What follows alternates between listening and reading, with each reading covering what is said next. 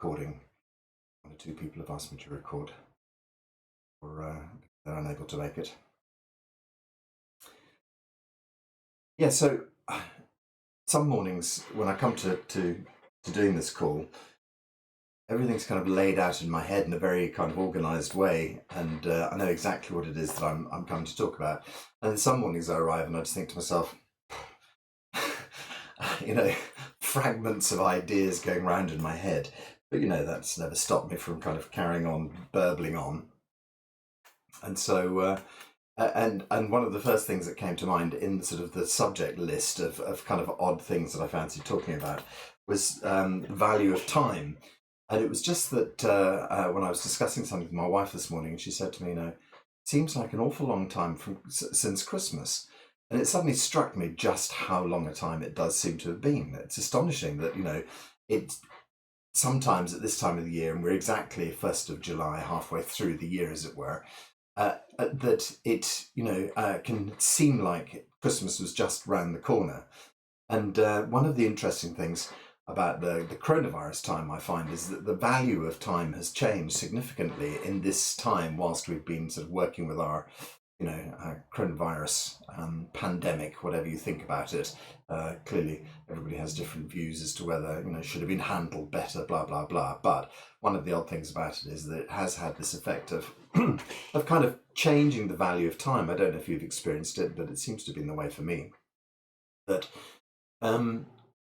suddenly I have had much more time on my hands, and it just seems to be something about the speed that our world was going at, and that there's been a very, very nice adjustment in that suddenly, the horseless carriages whizzing past our door, that used to go at 10 miles an hour, and suddenly there aren't any of them around anymore. It's suddenly sort of seems very nice that cars have sort of gone away. Sure, they're coming back, and then they're certainly sort of back in Bath in their full strength. We're back to a rush hour and things like that. But up until the last few days, it really felt like life was suddenly moving more slowly. And somehow the coronavirus has just given everybody more time. Everybody's just more accepting of each other, which is so nice. People sort of understand that if you're going to be, unable to make an appointment, that's just, fine, and that's okay. And everybody's being more loving and more sensitive towards each other. And so there's something very beautiful has occurred in this time of coronavirus. Although having had all this extra time, I haven't managed to write the great classic novel, which I was going to call Love in the Time of Coronavirus. I didn't have time to do that, unfortunately. But hey, that'll come at another time. I'll just retitle it, whatever next pandemic comes around. The interesting thing that's really happened for me is this kind of time shift. The value of time seems to have changed. And I think it's a very sort of salutary lesson for us all that, at some sort of stage coming up to the whole lockdown process that most of the world has been in, we were at such an extraordinary high speed, living life at such an extraordinary high speed, that actually this taking the foot off the brake has been really, really good. And there's an awful lot of people. I mean, I was fascinated. One of my friends who I play pool with in the park on a Wednesday sometimes, and he said to me, he's 56, and he said to me, this is the first time in 40 years that I've felt as relaxed as I do. And I appreciate, lots of other people have been incredibly stressed. They've been, like our NHS staff in the UK, have obviously been working at high speed, and their lives have been very, very stressful. For a vast slice of our community, we've just had this kind of like breath out, this kind of moment where everybody's had a chance to stop and slow down and to forgive each other for not being 100% perfect when it comes to business and things like that. And it's been a very nice, relaxing way. It's, something has changed. And so it was that kind of change that got me thinking about change as a whole. And I was working away. Sorry, not working away. I was going up to London to see family, and I said working away because generally what happens is when I go to London, I'm normally working these days. It's not, it's very rarely for pleasure, unfortunately. But this time it was actually for pleasure. It was very, very nice. And I had a chance to go up to London, and I was just there for a day, and I had an extraordinary experience in that more often than not, I'm required by someone to be somewhere, to be doing something. As far as, if I'm in London, either I'm working or I have this, or my family are just depending on me to be somewhere doing something, seeing something. And I had a precious few hours where I had absolutely nothing to do. And it was on a Saturday morning, Saturday afternoon. Yeah, I suppose Saturday afternoon. Um, uh, and I found that the area of South London I was in was very, very quiet. It was really quite nice. It was a bit like that feeling of Christmas time in London. There are three, if you've ever lived in London, there are 3 or 4 precious days between Christmas and New Year where you could suddenly drive from one side of London to the other side in half an hour. And you hardly see any cars at all, and you suddenly think, "Wow, this is what life must have been like at some stage in London in the 1950s, where there weren't many cars around." Seems the car's coming for quite a panning today, but it's just that sort of symbol of speeding and packed lives and traffic jams and things like that. Yeah, so I was delighted to find myself with a few hours in London in a very sort of relaxed time, and I chose to go to one of my favourite parks and do some qigong, and it was really blissful. But it was just that feeling of emptiness, and it made me think about me being out of London, having now lived away from London for about sort of 7 years, and coming back to London and actually being able to enjoy it for the sake of it, as opposed to having been there at full throttle for so many years and not having to been able to appreciate London. It was Samuel Johnson who said, "Tired of London, tired of life." And I have to say, no, you're right up until a certain stage, and then suddenly there's a stage where you think to yourself, actually, no, I've had enough of this. I don't want to have to compete with everybody anymore. And then you realise, and it's so interesting. A friend of mine's just been through a process where his company has turned round to him and said, um, "You're not making enough money, and so we're going to have to let you go." He is, virtually at the very top of his game, but he's now same age as me, sort of mid 50s, mid to late 50s. I can never remember how old I am. I never bother with that. And so it came as a bit of a surprise to him that suddenly find that he was, being cast onto the scrap heap, as it were. But actually, he's in one of the top 10 companies in the world. And he's now discovered that age 55, there's a rush of 30, 40-year-olds coming up behind him who are prepared to destroy themselves to get a break. And unfortunately, he's obviously discovered that especially during the pandemic time, he's discovered that working from home, being with his family, life is lovely. When you're not under that same pressure, and so in a way, it's been an absolute perfect piece of timing for him. He suddenly realised that he could take his foot off the gas.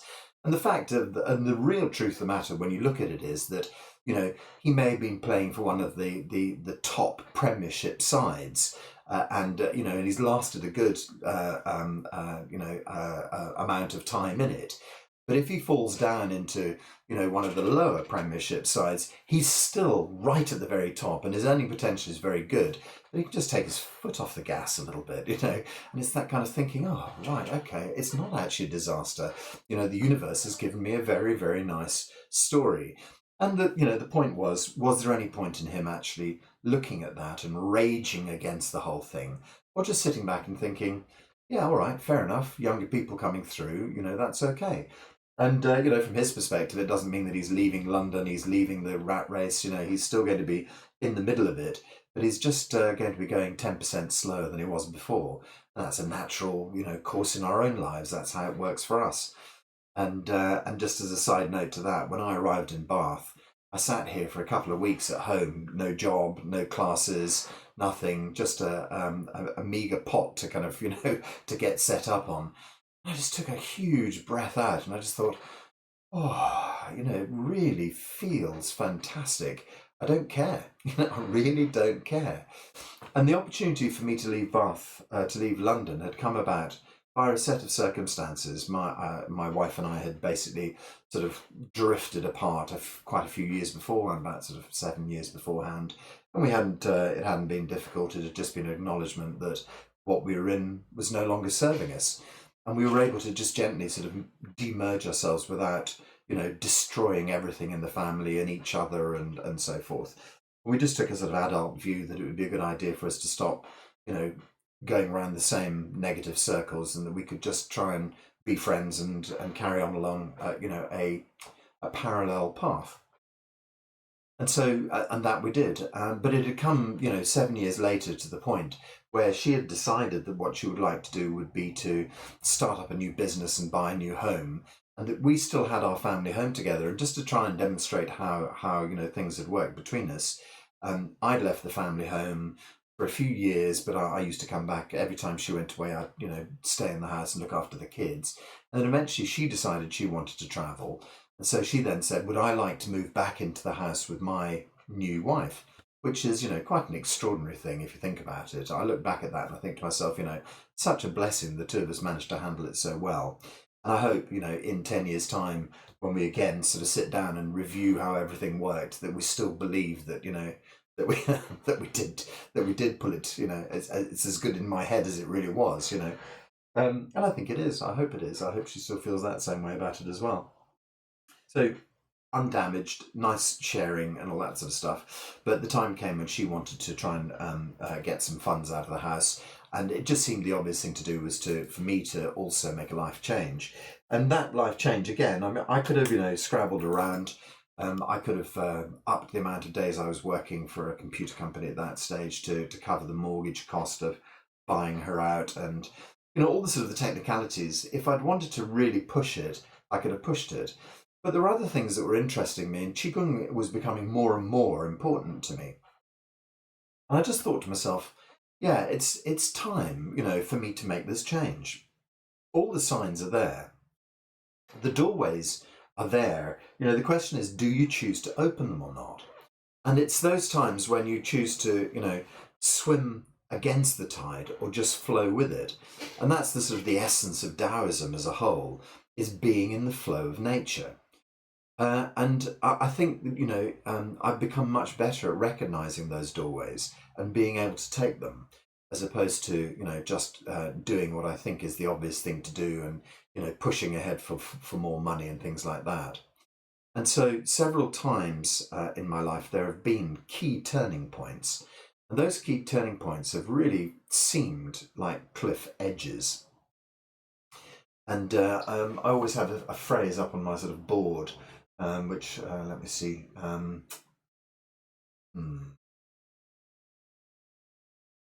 where is it?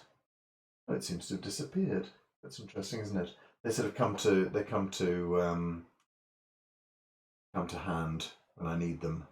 Apparently, this one has disappeared. New beginnings are often disguised as painful endings. I thought that was a really nice phrase. New beginnings are often disguised as painful endings. And so that, obviously sort of, speaks to sort of, love, life, breakups and things. And it's, the terrible sort of thing. And then suddenly, you realise that everything was just right, just exactly as it should have been. And painful ending, leaving my house of 20 years. And even though my marriage had broken up at that stage, it was still, some sort of emotional wrench there as well, because there was still family connections and children connections and history connections and things like that. So it felt like that idea of a painful ending, but the new beginning in Bath was absolutely fantastic, a real great opportunity. It was funny though, because I found myself one day, I'm sure I've told you before, I found myself one day in my new garden centre in Bath, and I had a sort of battered old pair of cords on and a sort of a ripped shirt. And I was standing there examining a pot of kind of handmade jam or something like that, and I suddenly thought, oh my God, I've turned into my father. And my stepfather, sort of a whole list of old blokes. And I sort of think to myself, oh my God, have I retired? What's happening here? And it was fortunate that actually I hadn't retired, and that I was just taking a well-earned break. I'd just sort of taken the brakes off a little bit, and it was nice to to breathe out and relax. Yeah, so it was about recognizing those moments, those pivotal moments in your life. And it was about that thought that brought me back to London, and just thinking about the pivotal moments that had changed my life there, and also it had just made me think about uh, the nature of London and how it seemed to me now. And it was very interesting to me to look at London, to look at this kind of lovely slice of freedom and think to myself, oh, I've got London laid at my feet. I can do anything I want today. As it happened, I chose to go and do some qigong in the park, and it was lovely. But it was a little trip down memory lane as well. But that also made me think about what I liked so much about going to festivals, what I liked so much about going to the seaside, what I like so much about going to London is this feeling of being on the fringe of something, being in something that is much more fluid, that's not your daily life. And so I thought about that, and I just thought, in the past I've been so happy to go to festivals, and I've often thought to myself, oh, wouldn't it be great if life was like that? If life was just as free and open as this. And then when I arrived in London, I felt that same sort of, oh, free, open opportunity, a land of opportunity for me. The big smoke, how exciting. And then I was thinking as well, when you get to the seaside, the thing about seaside, clearly if you live at the seaside, then, people coming down are just a pain in the ass. I had a beach hut for a little while in Whitstable before that became a kind of a popular thing. It was, back in the sort of 1980s, and I was one of the first people to kind of discover it from London. And then a couple of years later, there was an article in The Guardian. The Guardian, it sort of said, places to go, hidden secrets. And they put Whitstable up at the top, and it was kind of like, oh dear, it's happened. And then suddenly I noticed the people in the shops in Whitstable saying, oh yeah, so you're a DFL then? And I sort of said, DFL, what's DFL? And it turns out down from London. That was their shorthand for people who are coming down from London every weekend. And it's a mixed bag for people who live at the seaside, because clearly there's suddenly a whole new revenue stream coming into their town. But also there's people who turn up there and, basically the property prices rocket and et cetera, et cetera. All there's a downside to it. But to be someone who can go down to the seaside and come back, it's that place where you arrive and everybody's arrived there for the day. Everybody's come from different areas. It's very few locals, and so it feels like the societal norms are not the same. They feel like they've kind of broken down in a way that you're not normally allowed to do. And so that made me think a lot about society as well, and how nice it is to experience something totally fluid like that, that's out of your daily scope. And then it came back to a comment I made a couple of weeks ago about how I'd found this interesting sort of comment about society as your parent. And so, you have your parents controlling you all the way through, and then eventually you leave home because you've had enough of that. You drop into a new society, and you find that the new society is controlling you in the same way that your parents did. But you move around until you find a society that fits for you and feels like it's more aligned with your set of rules, as it were. And so you live in that because you feel safe that way. You feel that, so it was interesting for me to drop back into West Norwood and to experience, that's the place I lived in, South London, and to experience, what a lot of people look at as being quite a kind of a tricky, dangerous part of London.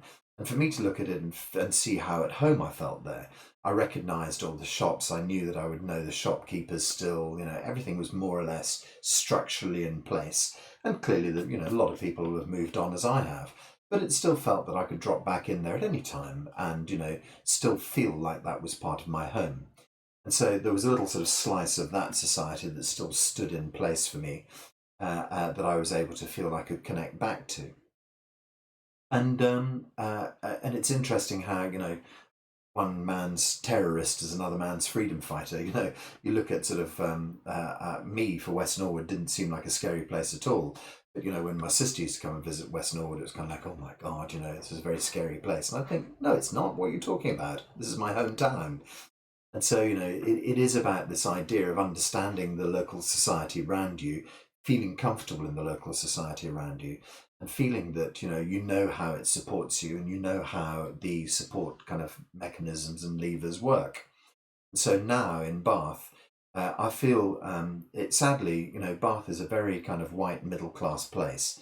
And that's what I don't like about it.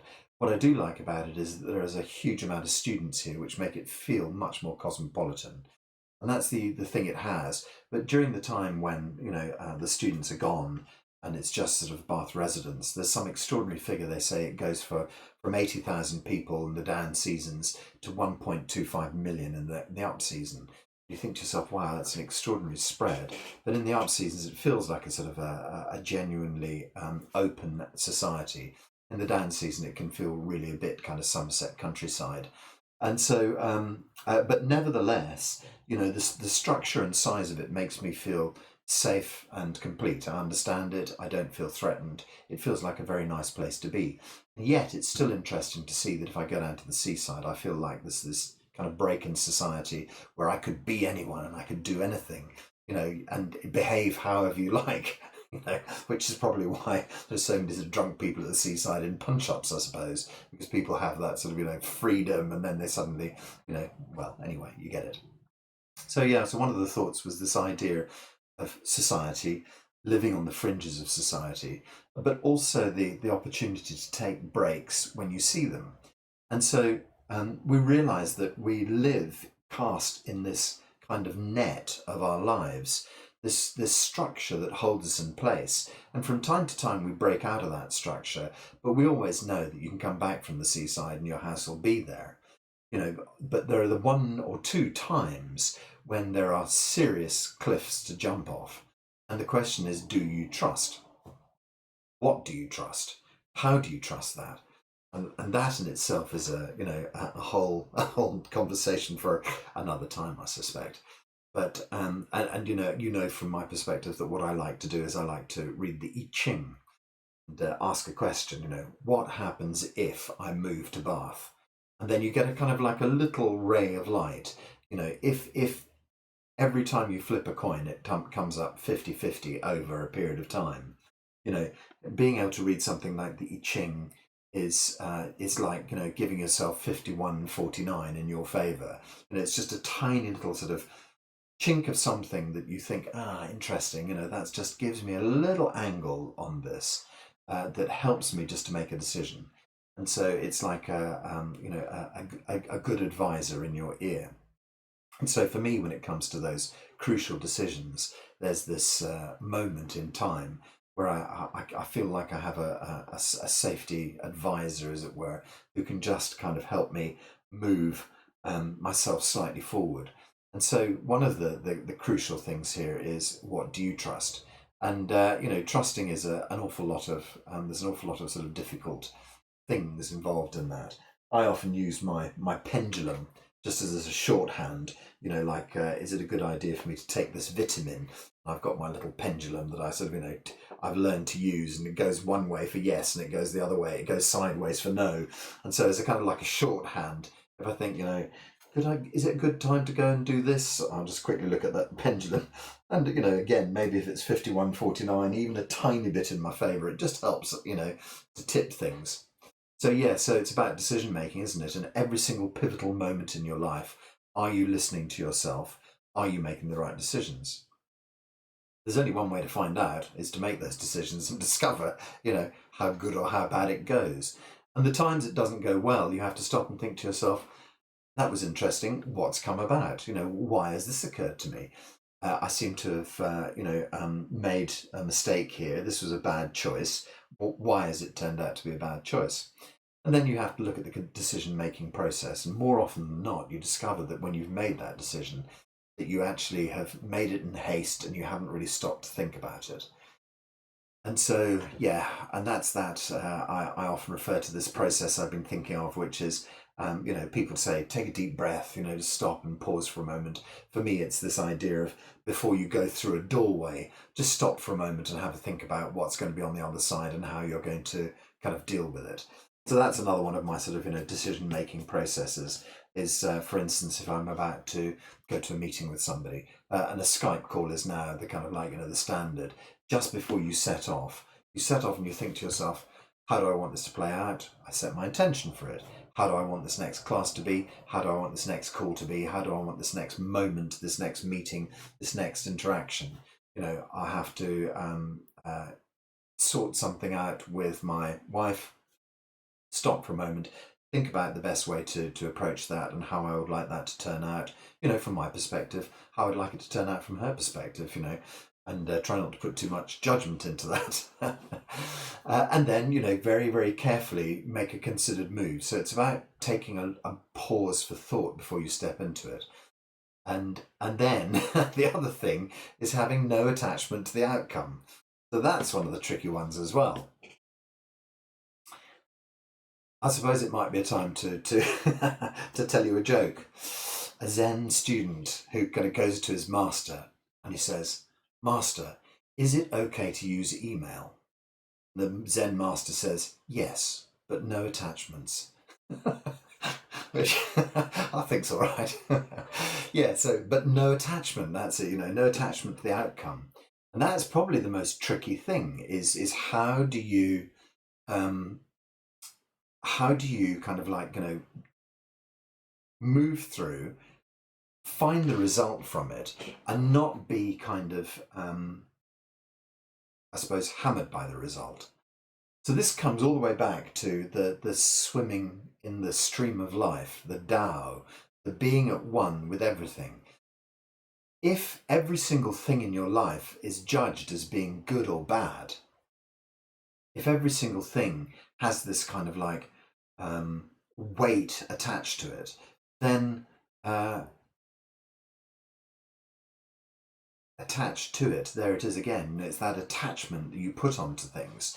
If every single thing feels like it has, importance and attachment, then you're inevitably going to suffer the kind of, slings and arrows of outrageous misfortune, to badly quote Shakespeare. The idea that, if you're invested in the outcome of something, that it's going to hurt when you don't get what you want.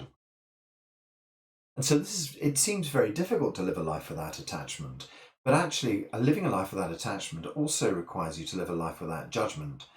And if what you're saying is this is good and that's bad all the time, inevitably, the coin's going to fall even 49 times. It's going to fall as, a bad side, rather than, 51 good sides. Even if you've got that in your favour, you're still going to get a lot of bad sides. And so you're still going to feel that you're being kind of like, knocked all the time. And so this idea of just trying to spend as little time, not as little time, invest as little energy in the outcome of things as is possible. And so what we're constantly doing is we're constantly making these gentle decisions, and we're not pinning our entire life on the outcome.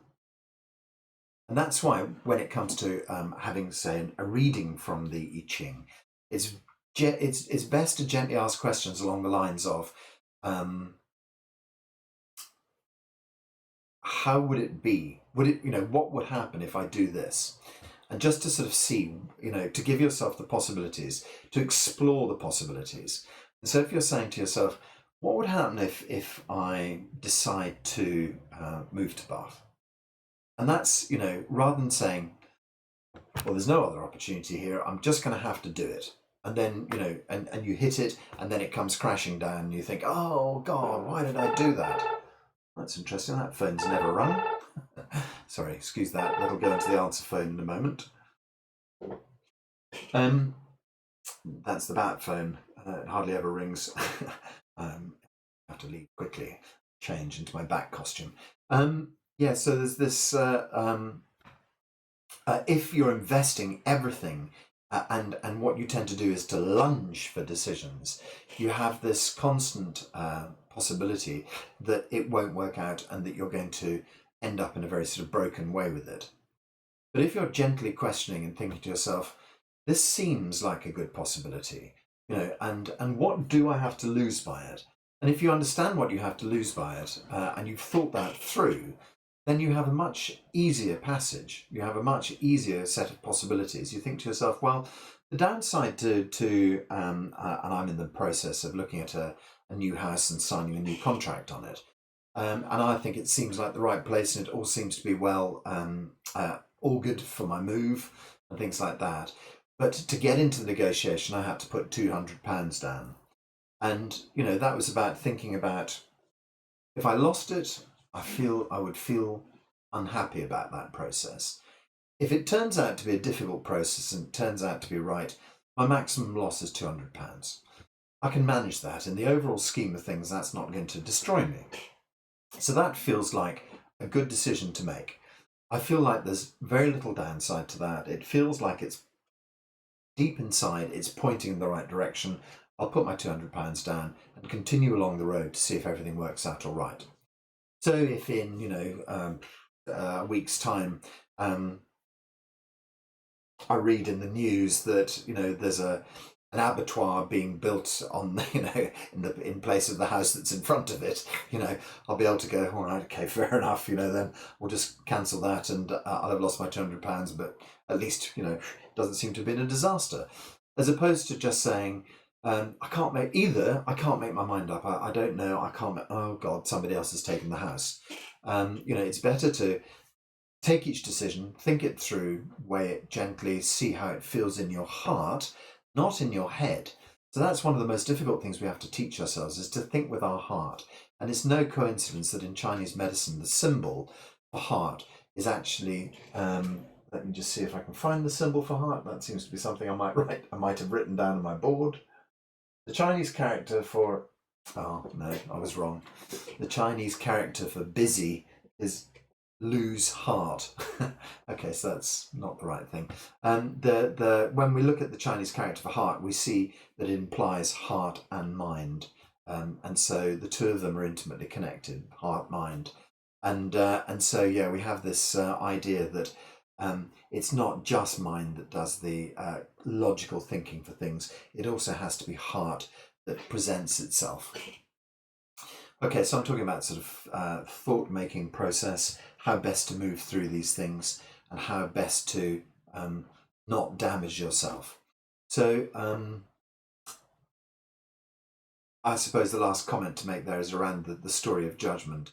If every single judgment, if you are putting very, very strong frameworks, judging things with a very strong set of rules that you've built up over the years.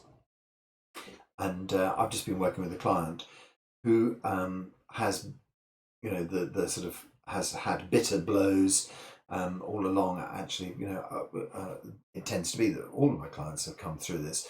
And sometimes I look at people and I think to myself, you're an absolute wonder, astonishing. Your story is so extraordinary, and the bitter blows that you've suffered. But that people, some people put a massive structure in place, a massive control structure in place that doesn't allow any movement in their lives at all. And then, when they've built this extraordinary edifice of control, then every subsequent fact is based on a yes or no principle. Does this fit me? No, it doesn't. Goodbye. Does this fit me? No, it doesn't. Goodbye. So opportunities that come up are instantly dismissed as being not something that fits into my structure. And so this particular person said to me, I will never love again. I thought, that's interesting. I thought, for a young person, that's a very odd thing to say. And I just thought that, but I understood, and within the structure of everything they built to protect themselves, I will never love again seemed like a completely rational thing to say, because love only brings hurt. That was the message. But as we know, as we start to work through these things, as we start to break down the structure, as we learn to trust more, we can learn to love again, and we learn to, find more appropriate love. And then eventually what happens is that, you genuinely find love. You realize that structure that you put in place was for nothing. It was just a protection. And so, there's this idea that if we build these undefeatable walls of ego and second-hand self and self-image round our true selves, then we build the castle walls so high that nobody will ever get over them. Then, so on a sort of a small level, you will never be hurt again. But on the other hand, you'll never love again. There's a terrible, set of that set of balances is not right. The pain can be washed away and the love can be brought back. but controlling and holding the structure, making a judgment about every single person and looking at them and saying, well, I think that's a nice person, who in another life I might have had a relationship with, but that's not going to happen, that sort of type of judgment that would stop that person in theory from ever loving again. So we have to be very careful about the structures by which we judge things. And judgment is, that simple yes or no, that simple acceptance or non-acceptance. And so it's really important for us to look at the judgments we make on a daily basis. And the way to do that, I suppose, the way we do that is to try and find our way. Okay, so now we're getting back to the stuff that Teacher Lou has been teaching online for the last couple of weeks. And if you haven't been part of Teacher Lou's course, you find that all the stuff that I teach as Teacher Lou stuff is Dr. Pang stuff anyway. So you get distillations of it through me, and so we find ourselves wondering how it is that we have a little look at this structure. How is it that we're going to start to break down? How is it that we're going to find seaside within our own selves? How are we going to find those fringes of ourselves? If we haven't got a map.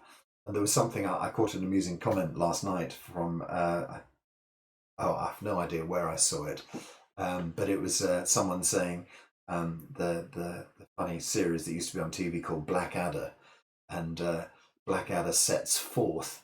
Blackadder receives from the king an envelope, and he says, in this envelope is the finest map that our map makers have been able to make of the new world. And so off Blackadder sets off on his journey, and when he gets off to sea, he opens up the envelope and opens up the map, and it's a completely blank sheet. The finest map we could make, and that's it. And that's kind of like what we have. We have the totally kind of blank sheet, each of us, when it comes to trying to navigate this journey. And so that's hopefully what comes up on these calls is some sort of the occasional kind of direction pointer that might make you think, oh, okay, so the map's not entirely blank then.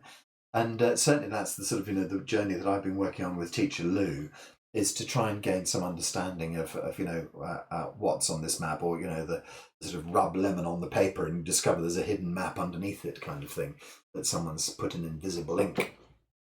And so slowly you're trying to find the right way to make the invisible ink appear on the page, as it were.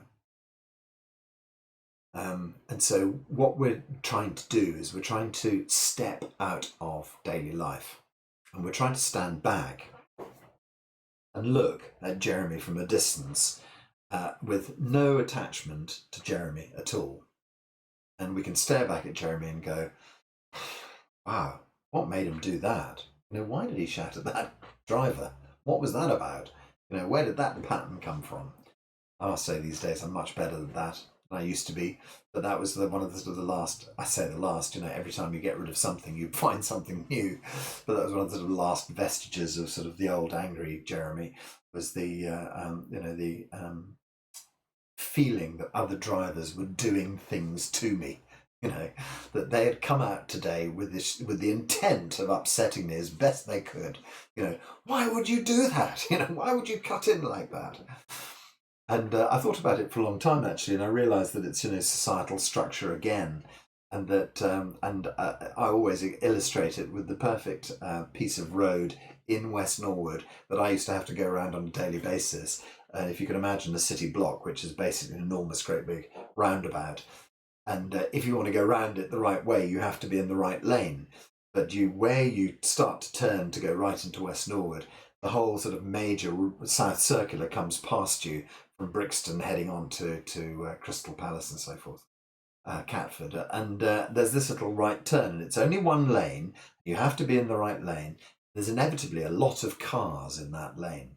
And so if you're a dutiful person who lives in West Norwood and you know the rules, you get into the right lane and you sit there, and then you watch a stream of people come from Brixton, cutting straight into the front of the queue, pushing in, pushing in, pushing in, pushing in. And if you're the old Jeremy, you sit there and you go, why would you do that? Why would you do that? This bus, why would it do it? And then you realise that actually, they're just trying to get along the same road as you are, and that no doubt at some stage in the last week or two, you've cut in front of them when you were going through Brixton, and that everybody's just trying to get in the same, get into the same lane. We're all trying to get in the same lane. There's a sort of a metaphor, isn't there? Perhaps we're all trying to find the same lane together, and just fighting for a bit of space in that lane.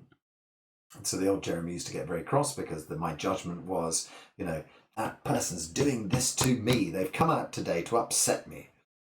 And so then the new Jeremy has to stand aside and stand back and go, that's interesting. What was the trigger there? Why did you feel so upset about that? So the new Jeremy has to stand back at every decision-making part of the process and think, is that the right way to go? Does that feel like the right thing to be doing? Am I headed down the right path there? Does it feel right on a real heart level to be doing this? And then when you make the mistakes, the true self Jeremy has to stand back and go, can we analyse what went wrong there? Because if you have a look at what went wrong, then that gives you much better perspective to not make the same mistake again. And I think the most important thing to notice, it's funny for me because my daughter christened Gabriella and named Gabby by the family, took a decision about a year ago to change her name to Zaya. Her mum, who's a sort of a very spiritual person and has sort of spirit guides and is very into sort of shamanic kind of things. Gabby follows her to a certain degree. There we are, I'm calling her Gabby. And that's the problem, is that she changed her name to Zaya because that's part of a spiritual path.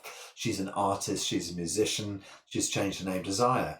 She's been Gabby for 20 years, now I have to say Zaya, and that's it. You have to get that wrong quite a few times. Apparently frustratingly quite a few times, till you start to get the hang of it and you start to get the new idea. And I saw someone saying that it takes 17 days to change a process, then someone else saying it takes 21 days to change a process, and then 30 days, and you realize that some processes run extraordinarily deep and that what it requires is practice. And so you can't get it right every time. You just shouldn't even believe that you can. The story that comes behind that getting it wrong is what's important. Are you able to forgive yourself when you get it wrong? Are you able to say, oh, wow, okay, just the old pattern and I need to work on it and I need to dissolve it? Or is it, stupid, and you hit yourself a quarter of an hour, stop hitting yourself kind of thing, until eventually, one day you realise that there's no point in beating yourself up. The road's long and, the contest is only against yourself, against nobody else. And so I won't break into song about the road is long, and as I say, you're the only combatant in this. It's like playing golf, it's nobody else, just you. You have to figure it out for yourself. And so you might as well stop beating yourself up as quickly as you can, and you might as well forgive yourself as quickly as possible. And you might as well just say to yourself, yeah, I'm likely to get that wrong half a dozen times before I get it right once, and then wrong another 3 or 4 times and get it right, and then a couple of times, and eventually, whoa, new pattern's in place and it works. So you just have to accept that that's the way life is, and that's the way life will be, and that it doesn't have to be a disaster when you get things wrong. And so we stand back in our true self space and we look back at the decision-making process and we think that feels right, let's move forward. We look at the mistake process, we forgive ourselves and we think, okay, great, it would be nice. It was Confucius who said, if I had another 50 years of life, I would spend it studying the yi, the true self. And I might perhaps become freer of major error. I might perhaps become freer of major error. I think that's lovely. That's it. Even give yourself 50 years of having a crack at, studying the true self. And I might become free of major error. Yeah, I like that. I think that's in itself has lots of forgiveness. I think Confucius also said, I'd rather be a flawed diamond than a pebble. And I think that's great. I think, yeah, absolutely. It's getting along the road to sorting things out, isn't it? Rather than actually kind of being, the perfect item, because we're never going to be the perfect item. We are put here in this kind of flawed life to kind of like experiment and see. And every time we get it right, whatever right might be, and every time we seem to have moved in the right direction, that adds another little bit of information to the cosmic universe.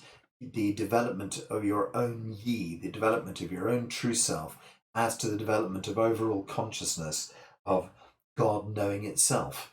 And so that's it. We are just part of this lovely sort of experiment, I feel, where God is kind of, working away with us, and we are working away as Him, and we're just trying to expand the knowledge of the entire universe. What a great thing, becoming the universal mind and just working in this lovely laboratory where we get to play, where we get to try things. And so my teacher, Jan Shir, he says, ye field living is very closely related to ourselves. So what we're going to do today is we're going to work with our field. We're going to do the Ming Jue meditation again, and just allow ourselves to dissolve right out into nothingness, as it were, and be the entire universe. And then eventually you draw the entire universe back inside your body, and let it kind of filter through. And then chi field living is much more closely related to the feelings of me. And so what we do is we work in the sort of the yi field to dissolve the kind of true self out into the universe, and we work in the chi field to dissolve the kind of the material, physical self out into the universe as well. When you let go on a kind of physical level, that's where you can create great physical healing. When you let go on a sort of universal self level, E field, that's when you can start to change reference framework, when you can start to change the patterns. And so we understand from Western science that the empirical, not sure if that's the right way of saying it, the empirical way that we kind of study things in Western science is very much a bricks and mortar material from the sort of ground up approach. What can we stand on, and then what can we build upon to sort of work our way up to the pinnacle of knowledge. When we start to look at quantum science, we discover that the reverse is true, that actually we have what's called quantum collapse, which is from this field of pure potentiality, slowly things, using our minds, slowly things start to crystallize, and then they start to quantum collapse into reality. So we have these two systems. One is kind of empirical science, and one is quantum science. And we find that the two are coming together. The physical world is starting to meet the kind of the quantum world, the ethereal world, and what happens in the middle is us. And then we look at chi and we look at yi, and we find exactly the same thing. Yi is this total universe of potentiality, undifferentiated hunyuan chi, and then we are this kind of physical chi body, and that the two of them, although chi gives us a much better understanding of the real sense of nature, as opposed to science, which is just solid bricks and mortar kind of stuff, chi is much more ethereal than that, but it's still kind of the earth. It's still the earth kind of becoming real and meeting with the consciousness coming down. And so there's a very nice analogy there between the two sciences. They both fit together really quite well. I would just hasten to say that the understanding of Qigong science is just better. There's putting a judgment on it if I ever did, but I just find that there's more kind of helpful analogies in Qi science than there are in Western science at the moment. Although, Western science is getting there. So what we're doing is we're working with our Yi field today. We're just going to dissolve it using the Ming Jue meditation out into the universe. We're going to let the whole body dissolve out into the Qi field, and we're going to bring back from those things a divine healing for ourselves, a true healing from the universe. Okay, so that's the plan, people. And as per usual, I invite questions via email. If you find yourself suddenly thinking to yourself, "What? What is he talking about?" Then it would be great for you to, to give us an email and let me know what you're thinking. Let me know what questions you have. Okay, so if you want to settle yourself in for a little meditative session, I'll dive in and grab my Ming Jue notes. So the Ming Jue meditation, I was lucky enough to learn it from Teacher Wei. Teacher Wei, you may have come across Big Harmonious Family. They've got some lovely resources on their website. It's just a shame that it sounds like a cult. Big Harmonious Family. We live in a bunker somewhere and collect weapons, but that's not true, of course, about them. They're actually very open and beautiful people. And I'm just cheeky, but sometimes you get a bit of rebellious chi that comes through, and I can't help myself. Try and calm it down.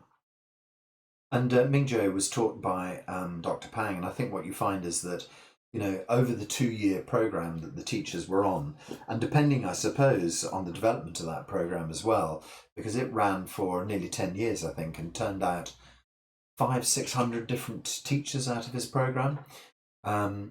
That I'm sure that it developed as it went along, and new ideas occurred to him as he went along. I mean, he always seemed to be adding new things into the sort of canon of Zhenyang Qigong. And I suspect that actually, if you read his new book, Body Mind, that he's still really adding to that, even though he's not allowed to say that he is adding to Qigong anymore. But he's taking the sort of the whole consciousness and continuously developing it. But actually, what he tried to do was to find different doorways into the central idea that he'd created, doorways that would work for you and me. And so in my morning class, I'm about to start doing Body Mind. And when you look at Lift Chi Up, Pour Chi Down, and Body Mind beside each other, in many ways they're as different as chalk and cheese. And some people think, "Oh my God, Body Mind is the best thing I've ever done," and other people say, "No, Lift You Up, Put You Down is the best." And that's just it. He's laid out different paths for different people, so that as many people as possible can work their way in. And the La Chi meditation we do is, favourite to a huge amount of people. But we also have the Ming Jue meditation. We have the gone and lost the names of the other ones. The Nun meditation, which came from the Hun meditation. There are various different sort of translations or words that are used, but those two meditations are quite similar to each other. And I think just different doorways into the same core practice. The core practice is stepping out of your bodily state, stepping out of your humdrum daily patterning, finding a way to move yourself into a layer of supra consciousness where you can observe the old way of being and see it for what it is. See the levers that control you and understand how to bypass them.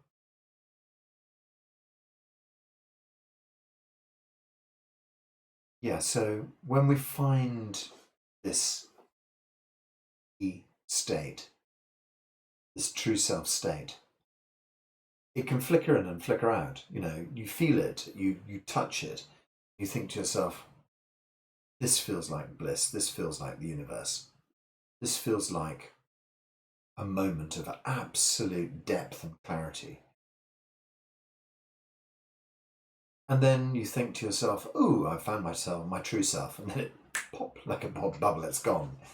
So how that how that sort of layer of that commentary layer of the mind can spoil things so easily. Can jump in and go, "Hey, you're meditating," and you go, "Oh, so I am," and then you've lost it. It's a very tricky thing, the ego. He's a very clever little thing, the ego. And so yes, that's it. So what we're attempting to do here is to spend a moment or two in our yi state. And Just to touch briefly on another tool that I used to use quite a bit. It was one of my gateways into meditation, and it came from the sadly departed, lovely Dr. Wayne Dwyer. And Dr. Wayne Dwyer had this lovely meditation which is called Getting in the Gap. As I always joke, because I lived in London, for so long, it became the Mind the Gap meditation. And of course, if you ever travel on the London Tube, you'll know it sometimes at Bank Station it says Mind the Gap. So I thought, yeah, Mind in the Gap, that sounds exactly right. And so I called it the Mind the Gap meditation. Sorry, Wayne. I'm sure he's much more forgiving these days now that he's moved on to another. Not that he probably wasn't very forgiving back then. But the idea of the Mind the Gap meditation was that you had a visualization that you could sort of call to mind. And the idea was it was like looking onto a stage, being at a play, looking onto a stage, and thinking before the lights come up of that moment where you're sort of looking onto a stage set and it's in total darkness, total emptiness, just a space. And then the players come on and the stage, and the whole sort of thing begins.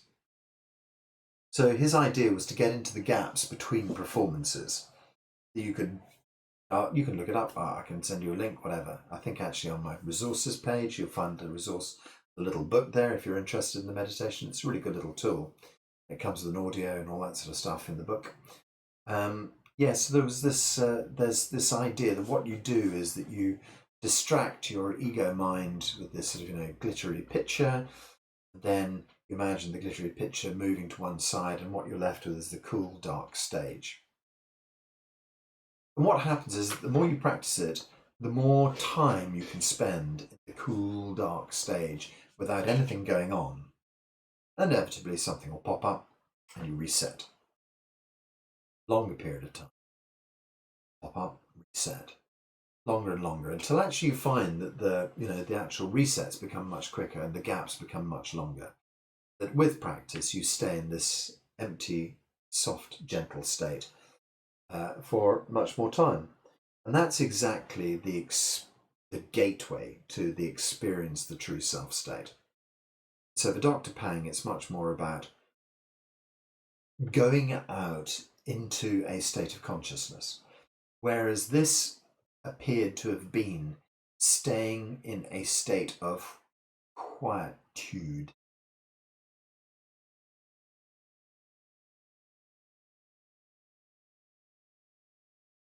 Oh dear. I'm sorry, we're at the deep stage here, and just another joke popped into my head. I've invented a new word. It's called plagiarism. Okay, but the reason I say that is because I was just wondering if quietude actually is really a word, or did I just invent it? Yeah. So this staying in this deep kind of moment is not quite the same. Quietening the mind down is step one, but step two is the ability to take on true kind of universality and connect with the universe. And I think that's where we really experience our true selves. And so I think probably something like the Mind the Gap meditation, sorry, Wayne, Getting in the Gap meditation is a powerful tool to quieten the mind. I think that what's really important is actually going beyond that quietened mind state and really finding yourself out in the universe. And I think that's what Ming Jue does so well. Without further ado, let's plunge into Ming Jue, and we thank the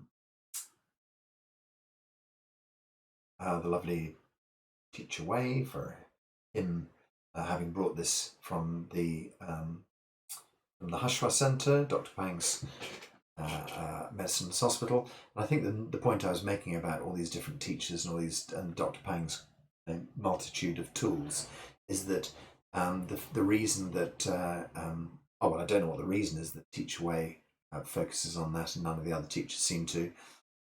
It's not like his own tool. I think it's just one of the things that he's remembered from the centre, and it made a lot of sense to him, whereas the other guys use La Chi and the other guys use Nun meditation and so forth. but that is it. A million roads to the top of the mountain.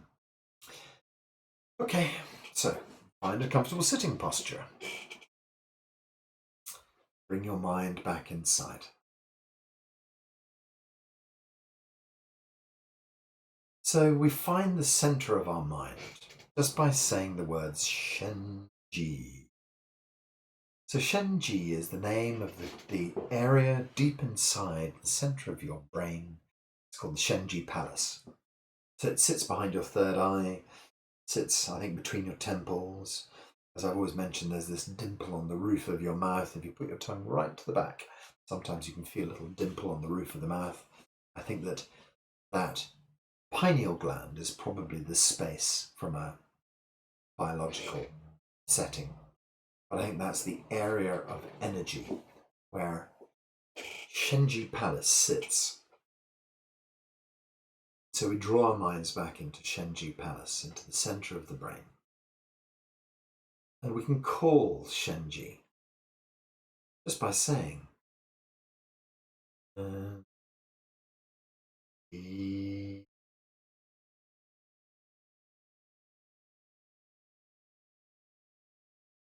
I tend to pitch Shenji a sort of slightly higher register. You could also say but for me that feels like it vibrates in the heart. So I'd pitch it up a sort of an octave, and that helps it to feel like it's vibrating in my brain. So we say again.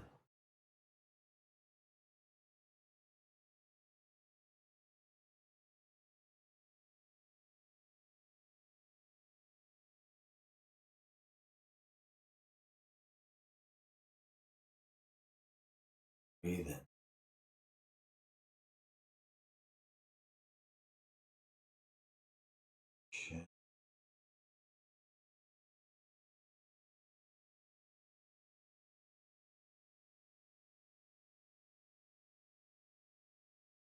Slide center.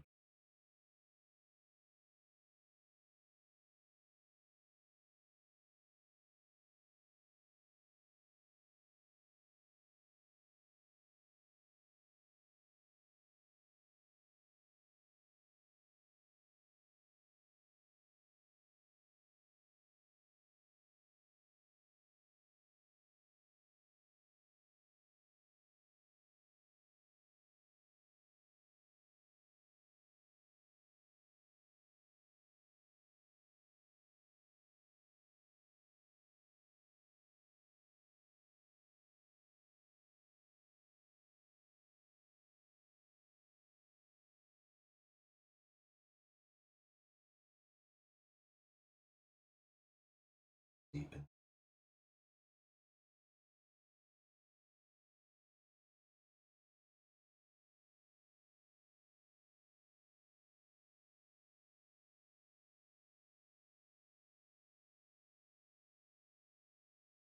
Bit quiet.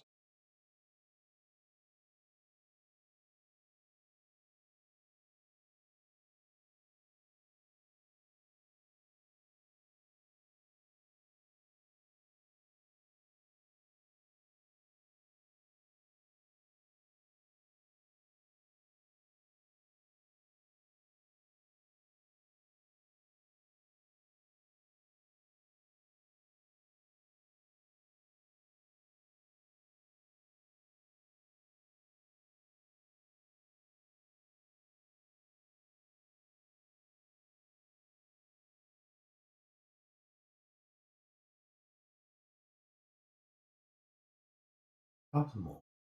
Go into silence.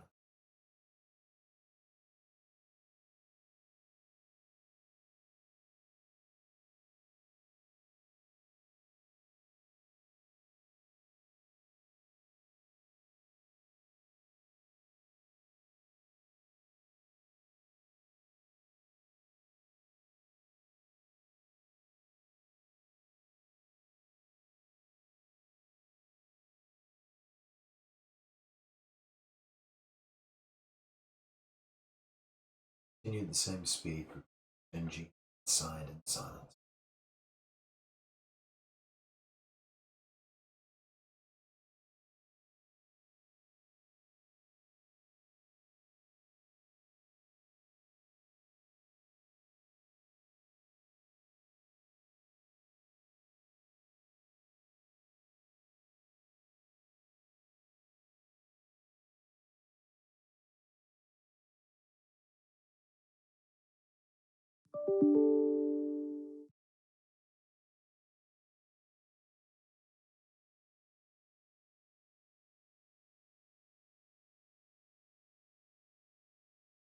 Feel the center of your brain. The center of your brain illuminate. You can allow the gentle Shenji tone to dissipate or keep going as you wish. Center.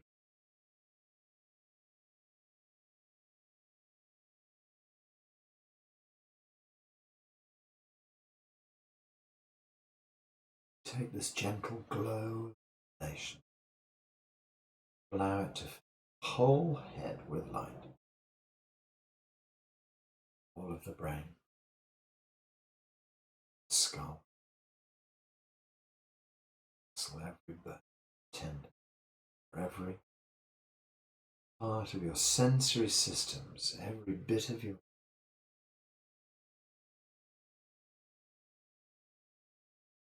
allow this light itself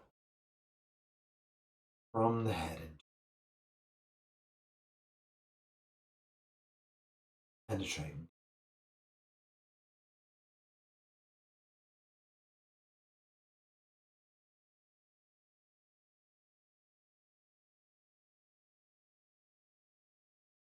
the neck, expand into your down your arm, expand into your shoulder, expand into your chest, and to your back, spine, expanding down, legs,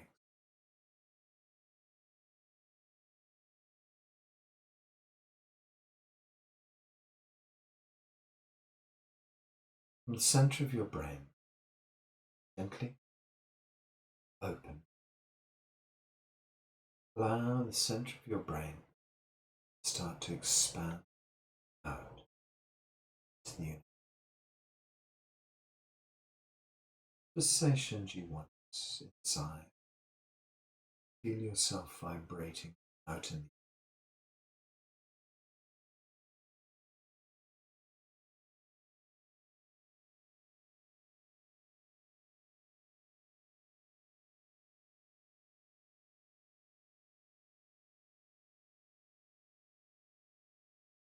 feel the subtle vibration out, connected out.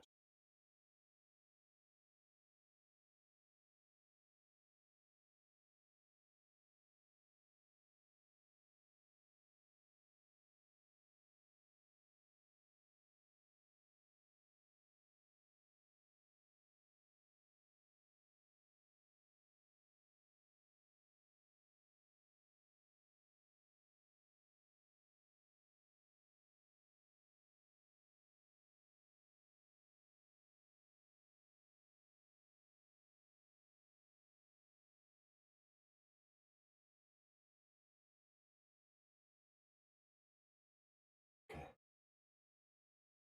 From the universe, draw the universe back down inside you. Feel the enormity of everything, yet feel the ability to pour this down. Feel your neck and shoulder. Perfect infinite self. Universe, Shenji Palace, down into your neck, spine, to your shoulders, ribs and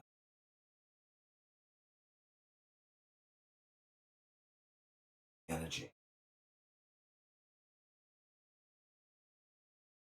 Draw the energy to the center of your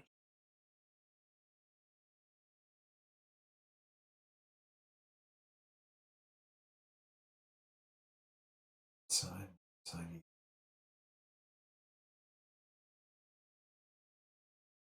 Ah, the energy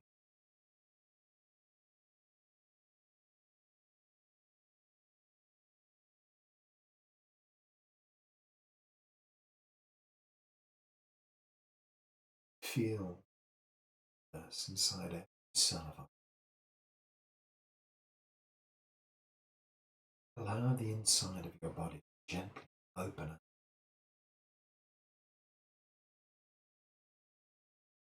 We can dissolve the chi back into the chi field. It's easy. That with a gentle moment, click, feel the body dissolve. Much more. This is deep universal chi. The information of the whole universe, the information of your life being drawn back inside. The blueprint to remind every cell how to function.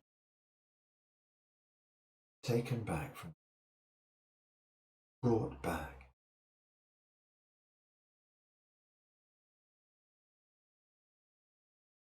In this moment, ask yourself the question. Listen deep in your heart for the answer. Do I deserve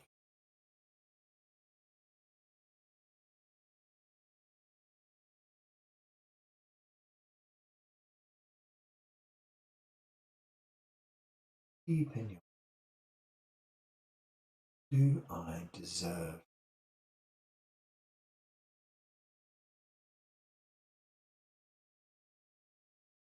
If your answer was anything but yes, totally, deeply, pattern there standing in the way of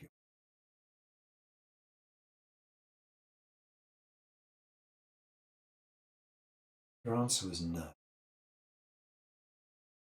Start to think about drawing this universal energy to the pattern that answered no. Every single one of us is a universal being. Every single one of us have God's grace. Every single one of us has the divine right to pour God's chi through, pour universal energy into every cell,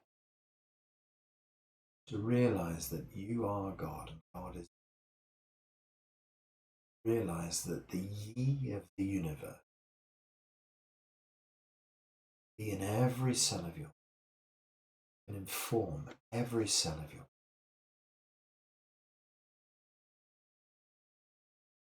It's no longer appropriate to feel that you can't be. It's no longer appropriate to feel you are not worth.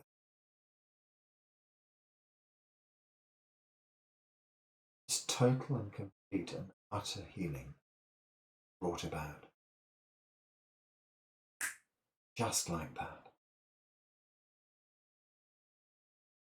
Allow yourself to heal at the deepest pattern. Allow yourself to heal at the deepest level. Feel this pure awareness throughout your whole body, the whole of the universe. Merge all of your body with the whole of your body. Merge the whole. So now we take up a new tone. It's called Shu.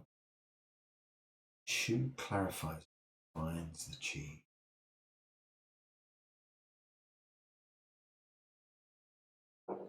Just gently breathe in. Say,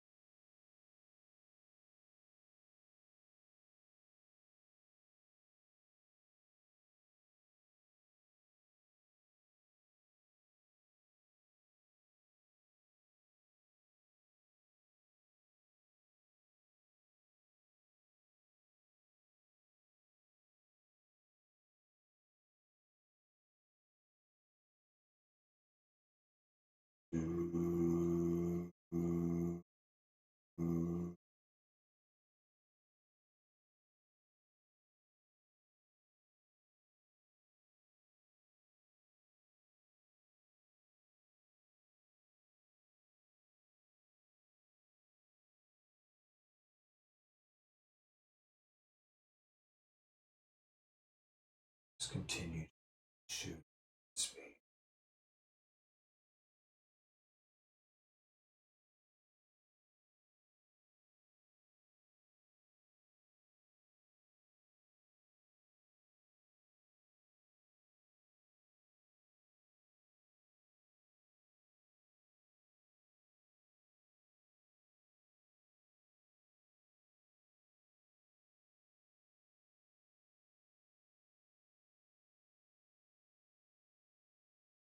Deep Shu moment. What we're now going to do is the moment just before you say,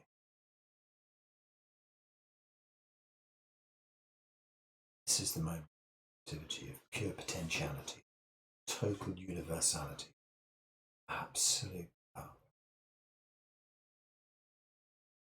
So before you say Shu, sigh, pause for a moment. Shu, arriving, evolving, saying it.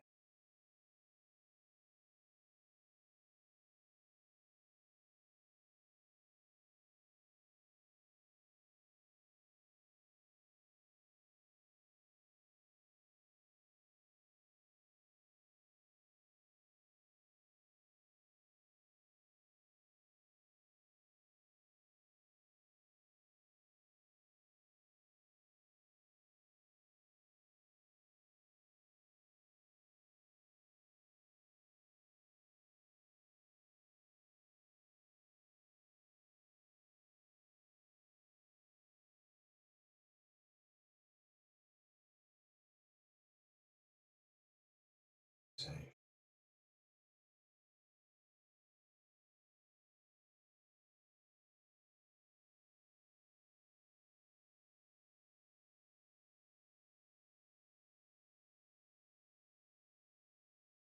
identify this point. Pure information of becoming an instruction and action.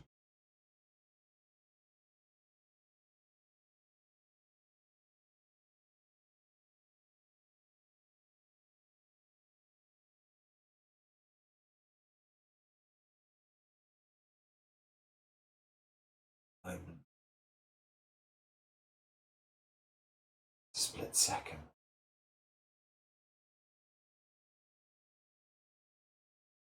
Find this moment of creation. Shu is born.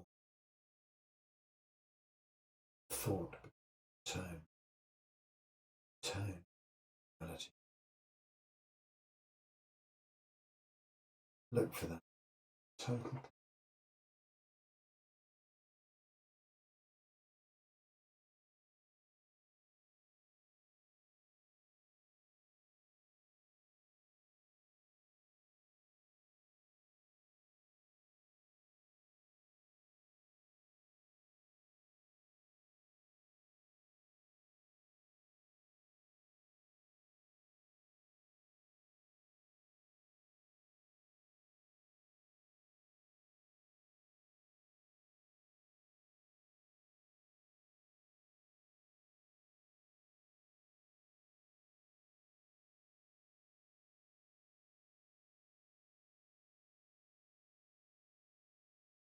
If you can capture that, feel the potentiality.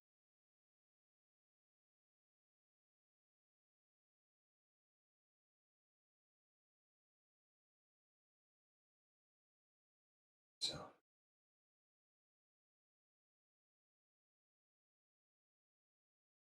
allow this true self moment to permeate through every cell of you, every cell of you.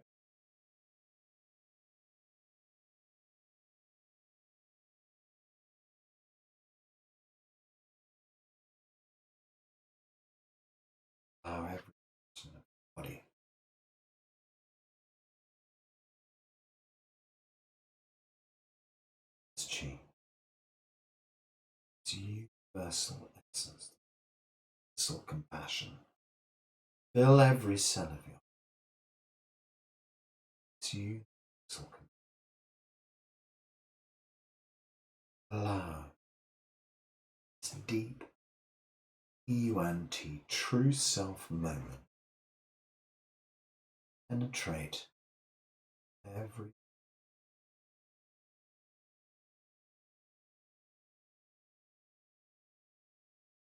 That moment set shoot, holding open,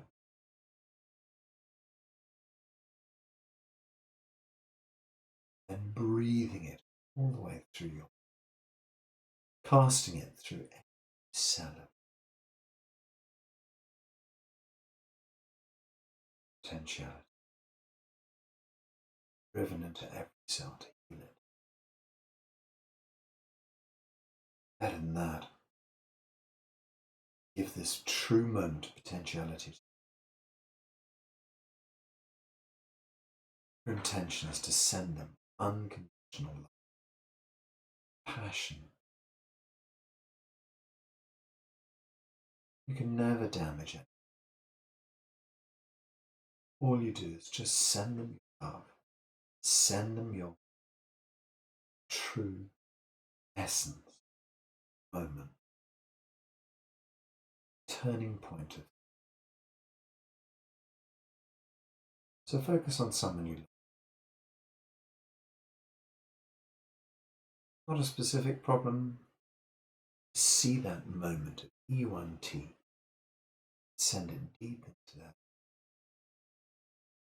Illuminate their mind.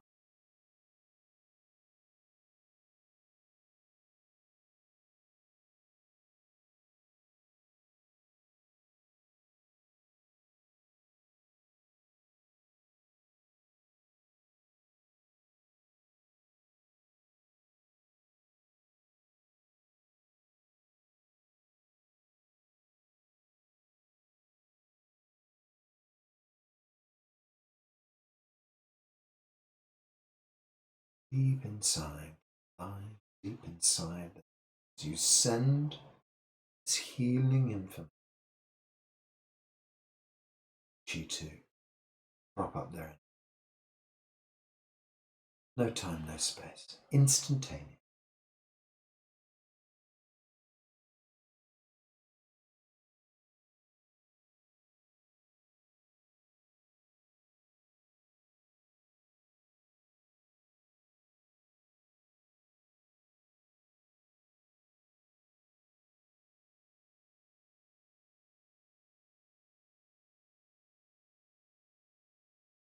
Okay, so let's draw ourselves back to ourselves. Come back into your head's inner space. This consciousness into the shoulders, down the arms, down the spine, round the ribs, down into your pelvis, down into your tail, down into your down into your calf, feet, whole body filled with this total universal awareness. Great information coming from every cell. Every cell remember what it is that it.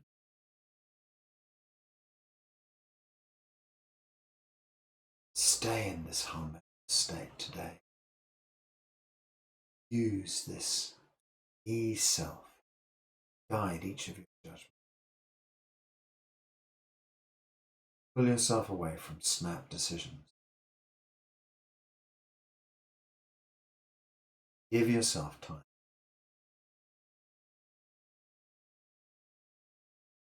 Just take a moment. Before you step through,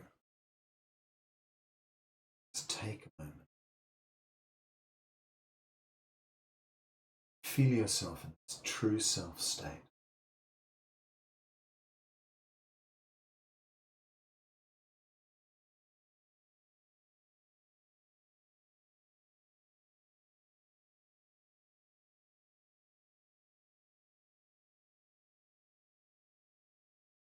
before you change, before you do something, before you move, before you shift.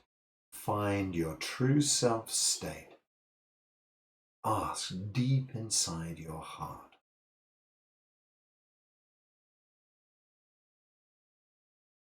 You stand in this new world place. Guide your old world self. And eventually, cell by cell, you move yourself from the old world into the new, spending longer time in the new world state. Very soon, beautiful. No judgment. Just this gentle touch. Experiencing happiness and experiencing joy, experiencing sadness, and all with the same equanimity. Just be balanced, be calm, be relaxed, and flow.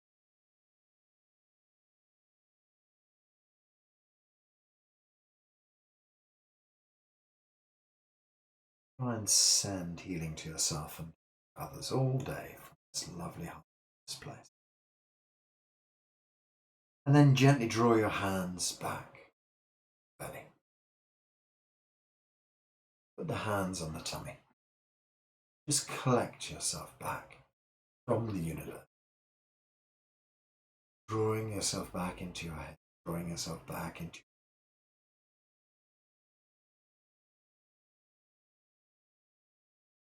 3 circles around the tummy would help. It's anti-clockwise 3 times, drawing chi deep inside. Holding this chi deep in the belly. And then 3 times in the opposite direction. That's just going to settle us in. Keep the chi inside. Keep the healing going.